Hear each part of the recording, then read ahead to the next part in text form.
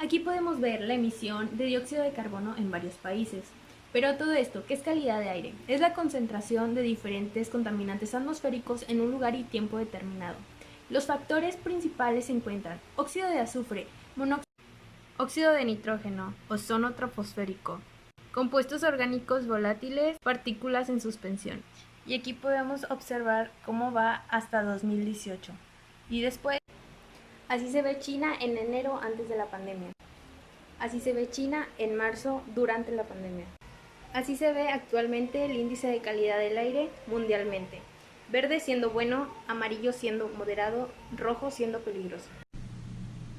Para ponernos en contexto, es necesario explicar que las partículas suspendidas en el aire pueden tener diferentes orígenes, entre los que se encuentran dos grandes ramas que son de origen natural y las ocasionadas por el hombre.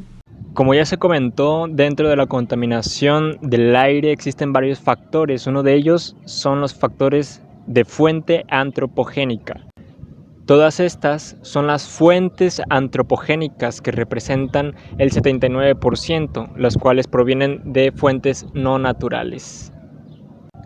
Están las fuentes de carretera, que son todas las que se mueven por carretera, e inclusive las motocicletas. Todos estos representan el 58% de las fuentes antropogénicas.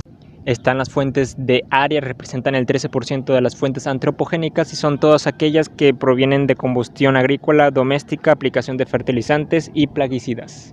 Están las fuentes fijas y representan el 7% de todas las fuentes antropogénicas y son todas las operaciones y procesos industriales, comerciales o de servicios. Por último están las fuentes móviles de no carretera, que representan apenas el 1%, son las locomotoras, aviones. Por otro lado, las de origen natural pueden ser las erupciones volcánicas, un ejemplo de origen natural. Tenemos también la actividad sísmica, tenemos los incendios forestales y los producidos por los océanos, los aerosoles producidos por los océanos. Tenemos contaminantes como los óxidos de nitrógeno. Estos se producen en la combustión de productos fósiles, destacando los vehículos, el carbón y la quema de madera. La producción de fertilizantes y explosivos, tabaco y calderas generan emisiones importantes de óxidos de nitrógeno. El monóxido de nitrógeno y el dióxido de nitrógeno requieren una especial atención, ya que el monóxido de nitrógeno se oxida formando dióxido de nitrógeno, mientras que el dióxido de nitrógeno es precursor del smog fotoquímico. Por otra parte, tenemos al ozono, que este es un contaminante secundario que forma parte de la atmósfera. Sin embargo, a baja altura resulta perjudicial por su carácter oxidante, reactivo, corrosivo y tóxico, por lo que reacciona con rapidez y genera compuestos secundarios. Y bueno, también tenemos los contaminantes secundarios, que estos son los contaminantes originados en el aire como consecuencia de las reacciones químicas o de las transformaciones que puedan sufrir los contaminantes primarios. También tenemos contaminantes como el monóxido de carbono, que este es el contaminante más abundante en la capa inferior de la atmósfera. Se produce por la combustión incompleta de compuestos de carbono. Este es un gas inestable que se oxida generando dióxido de carbono. Alrededor del 70% del monóxido de carbono es proveniente de vehículos. Tenemos también a los óxidos de azufre. Estos se forman por la combustión del azufre presente en el carbón y en el petróleo. Los óxidos de azufre se forman con la humedad, aerosoles que incrementan el poder corrosivo de la atmósfera, disminuyendo la visibilidad y así provocando la lluvia ácida. Entre los contaminantes más importantes se encuentran las partículas. Estas son el material respirable presente en la atmósfera en una forma sólida o líquida. Pueden ser polvo, cenizas, hollín, partículas metálicas, el cemento o hasta el polen, entre otras. De acuerdo a su diámetro se clasifican en dos tipos. Están las llamadas partículas finas o partículas PM2.5. Son las de menor a 2.5 micras de diámetro y estas partículas son tan pequeñas que pueden ser detectadas solamente con un microscopio electrónico. Las fuentes de las partículas finas incluyen todo tipo de combustiones, incluidas los vehículos, las plantas de energía o la quema de madera, de incendios forestales, quemas agrícolas y algunos otros procesos industriales. Por otro lado tenemos a las partículas de polvo grueso, que estas son las partículas entre 2.5 y 10 micras. Estas se conocen como gruesas. Las fuentes para las partículas gruesas son las operaciones de trituración o molienda y el polvo que levantan los vehículos cuando circulan por carretera. Pero, ¿cómo se mide la calidad del aire? Para eso hay que entrar en conceptos y uno de ellos es el monitoreo atmosférico, que nos permite conocer el estado de la calidad del aire en diferentes zonas en tiempo real, y todo esto es con el propósito de informar. Los criterios para ubicar las estaciones de monitoreo son la densidad de población, las distribuciones de fuentes de emisión, la meteorología y la topografía. En México, en el año de 1982, se implementó el Índice Metropolitano de la Calidad del Aire, que es el IMECA, para informar a los habitantes de alguna población sobre la calidad del aire que había en el ambiente, sus contaminantes y sus derivados de ellos. Dentro del IMECA, las concentraciones de los contaminantes criterios se manejan a través de una escala de 0 a 500 puntos y también por colores, donde cada color significa el grado de peligrosidad que puede tener el contaminante. Vamos a verla. Y esta es la tabla que les menciono. También les voy a dejar el link en la descripción, donde están por colores, donde el verde es bueno, el amarillo regular, naranja malo, rojo muy mala y morado extremadamente malo.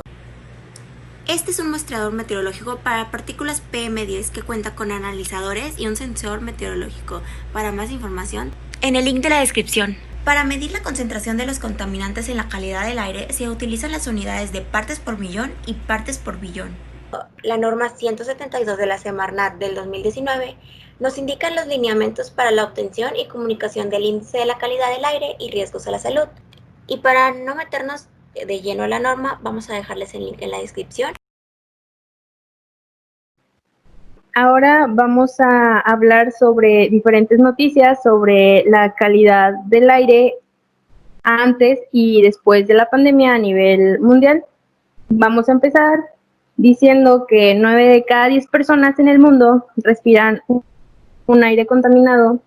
7 millones mueren prematuramente cada año por esta causa. Las brumas negras que envuelven ciudades como Pekín, Nueva Delhi, Bogotá, Santiago de Chile y Ciudad de México se constituyen una amenaza para la salud, el bienestar social y el desarrollo económico de los países. Ahora mencionaremos otra noticia. Bueno, por otro lado tenemos un reportaje de la CNN que salió hace como una semana, para ser exactos el 2 de junio, en el que hablan sobre un lugar con el aire más limpio del mundo, según científicos. Este se encuentra sobre sobre el océano austral y básicamente su teoría es que, utilizaron microorganismos para rastrear la contaminación, para medir la contaminación en comparación, o sea, de este lugar en comparación de los continentes o de las zonas en las que se conoce el nivel de contaminación. Bueno, en esta noticia lo que vemos es que son las imágenes que muestran una sorprendente caída de la contaminación en el aire de China desde el inicio de esta crisis. Mientras el coronavirus, pues ya sabemos que se expandía rápidamente por el mundo y a causa de la alarma que generó en todo el mundo, el brote ha tenido una consecuencia positiva inesperada para el medio ambiente. La emergencia ha propiciado la reducción de las emisiones de gases contaminantes y de los que contribuyen al cambio climático. Como ya sabemos, en China se registraron los primeros casos de COVID-19 a finales de diciembre del 2019, pero impuso cierre de fábricas y comercios junto a las restricciones de viaje para hacer frente a la epidemia desde enero. Estas medidas se han traducido a una disminución sustancial del consumo de combustibles fósiles y, bueno, la NASA y la Agencia Espacial Europea publicaron imágenes satelitales que muestran una caída dramática entre enero y febrero de los niveles de dióxido de nitrógeno en el área de China, y que es uno de los países más contaminantes. Aquí en las imágenes que se muestran en pantalla podemos ver el antes y el después de la pandemia en los niveles de dióxido de nitrógeno. Esto es una evidencia de que el cambio está relacionado, al menos en parte, con la desaceleración económica que siguió al brote de coronavirus. Esta reducción en la emisión de dióxido de nitrógeno es de beneficio, ya que el dióxido de nitrógeno es un gas tóxico para los humanos que puede causar problemas respiratorios como el asma, y pues este es un combustible que se produce más que nada por vehículos motorizados, fábricas e instalaciones industriales. Y bueno, ahora siguiendo en el entorno mundial, nos vamos a situar en este periódico que es El Mundo. Nos menciona esta noticia que la contaminación en las ciudades españolas, en específico Madrid, cae en un 58% desde el 14 de marzo. Y pues así como hemos estado mencionando, el país en el que empezó todo pues fue Wuhan, China.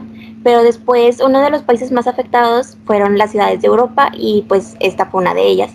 Y nos menciona que el estado de alarma causado por la pandemia ha provocado una disminución de hasta el 77% del tráfico en grandes ciudades.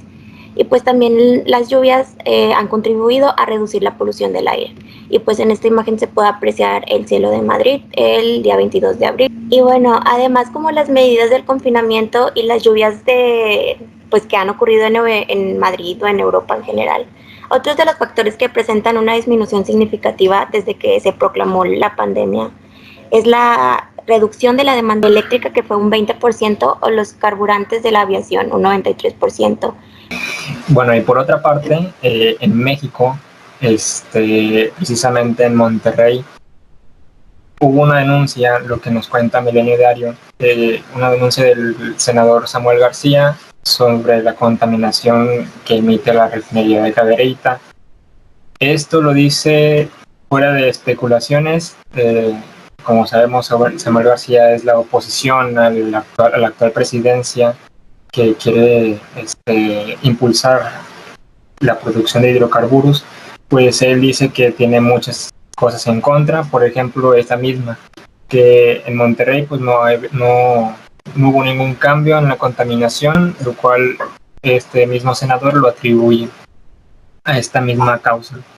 Y pues si podemos ver una imagen emitida por el mismo periódico El Norte, donde muestra los vientos dominantes en la región que impulsan de este a oeste toda la emisión de contaminantes de la refinería hacia todos los municipios del área metropolitana de Monterrey. Como una conclusión de todas estas noticias es esta noticia que se nos hizo relevante del periódico BBC News, que como título tiene que el coronavirus y el cambio climático, ¿por qué la pandemia no es realmente tan buena para el medio ambiente? Bueno, como ya mencionamos, la pandemia puede tener efectos importantes en la calidad del aire en sus mejoras. Sin embargo, esta reducción puede que no sea permanente, por lo que se ve como una desventaja o no la oportunidad de que se mantenga esta purificación del aire. Algunas de nuestras recomendaciones es evitar la quema de basura u otros objetos, así como también evitar el hacer fogatas en bosques o en plena ciudad. Otra de nuestras recomendaciones es procurar en la medida de lo posible el uso del automóvil o compartirlo, también el uso del transporte público o usar algún otro medio de transporte no motorizado como la bicicleta o el caminar. También el ahorrar electricidad reutilizando o cambiando nuestros hábitos a unos más responsables, esto disminuirá las emisiones de contaminantes al aire. Hay que incorporar los criterios de prevención en los residuos desde el momento en que se adquiere un producto. Por ejemplo, una botella de plástico tiene que ir donde están las botellas de plástico, no en orgánicos o no en cartón y papel. Todo tiene que ir en su lugar. Hay que cerrar adecuadamente todos los botes de pintura, solventes, químicos, reactivos que utilicemos que puedan tener sustancias que se evaporen en la atmósfera, y también hay que evitar el uso de aerosoles que contengan gases de efecto invernadero.